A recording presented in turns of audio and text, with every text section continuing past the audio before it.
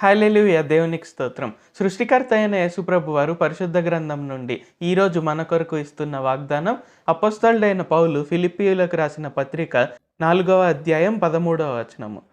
నన్ను బలపరచువాని యందే నేను సమస్తమును చేయగలను.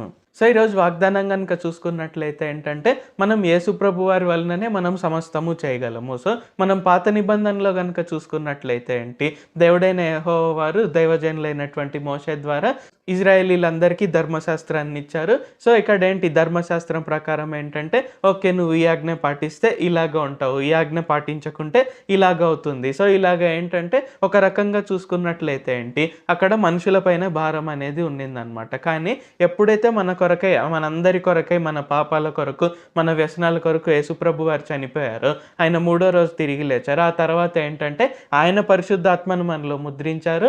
అండ్ ఇక్కడ ఏంటి ఆయన వల్లనే మనం నీతిమంతులము, ఆల్రెడీ మనం పరిశుద్ధులము. సో మన దగ్గర ఆత్మవరాలు, ఆత్మఫలాలు అన్నీ ఉన్నాయన్నమాట. సో ఇక్కడ ఏంటి మనం చేయాల్సిందల్లా ఏంటంటే, మనం ప్రతిరోజు ప్రార్థన చేస్తూ, ప్రతిరోజు ఆయనతో సమయం గడుపుతూ, మనం ఆ విధంగా జీవించడానికి మనం ప్రయత్నించాలి. సో ఆయనే మనల్ని బలపరచువాడు. సో మనం పాత నిబంధనలో లాగా మనల్ని మనమే బలపరుచుకోవాల్సిన అవసరం లేదు. సో యేసుప్రభు వారే మనల్ని బలపరుస్తారు కాబట్టి మనం ప్రతిరోజు ఆయనను ఆశ్రయిస్తూ, దేవా నన్ను బలపరచండి, దేవా నాకు మీ శక్తి సామర్థ్యాలను ఇవ్వండి, నేను ఇంకా నీతిగా జీవించాలి, ఇంకా పరిశుద్ధంగా జీవించాలి, మీ నామం పేరిట నేను ఇంకా అద్భుతాలు జరిగించాలి, మీ కొరకే, మీ రాజ్యం కొరకే నేను అనేక మందిని రక్షించాలి. సో ఇలాగ ఏంటంటే మనకు ఆల్రెడీ కలిగి ఉన్న ఆశీర్వాదాన్ని, మనకు ఆల్రెడీ కలిగి ఉన్న దాన్ని మనం జస్ట్ బయటకు తీసుకురావడమే. సో మనం అలాగ ప్రతిరోజు ప్రార్థన చేసినట్లయితే ఏంటంటే ఆయనే మనల్ని బలపరుస్తూ ఉంటారు.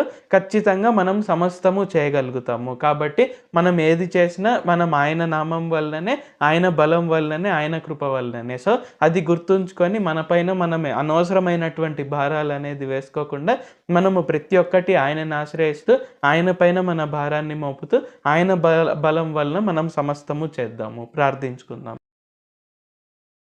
ప్రభువా, దేవా, సర్వాధికారి, మాకు ఇంకొకసారి ప్రార్థించుకునేందుకు అవకాశం ఇచ్చినందుకు వందనాలు తండ్రి. మీరు మా కొరకే చేసిన ప్రతి ఒక్క మేలుని బట్టి మీకు వందనాలు, స్తుతులు, స్తోత్రాలు తండ్రి. ఈరోజు వాగ్దానంని బట్టి వందనాలు తండ్రి. మమ్మల్ని బలపరిచేది మీరే, మీ ద్వారా మేము సమస్తము చేయగలుగుతాము అని మాకు తెలియజేసినందుకు వందనాలు తండ్రి.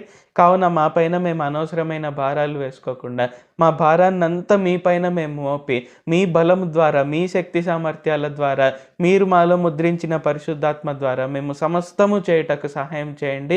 ప్రతి ఒక్క ఆత్మవరము, ప్రతి ఒక్క ఆత్మఫలము, నీతి, పరిశుద్ధత, ప్రేమ, తగ్గింపు ఇవన్నీ కూడా మేము ఫలించుటకు, మేము మీ కొరకై గొప్ప సాక్షులుగా నిలుచుటకు, ప్రతి ఒక్కటి మేము జరిగించుటకు సహాయం చేయండి.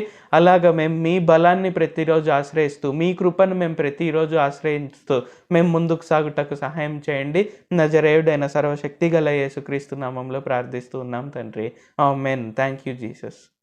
దేవుడు మిమ్మల్ని ఆశీర్వదించును గాక.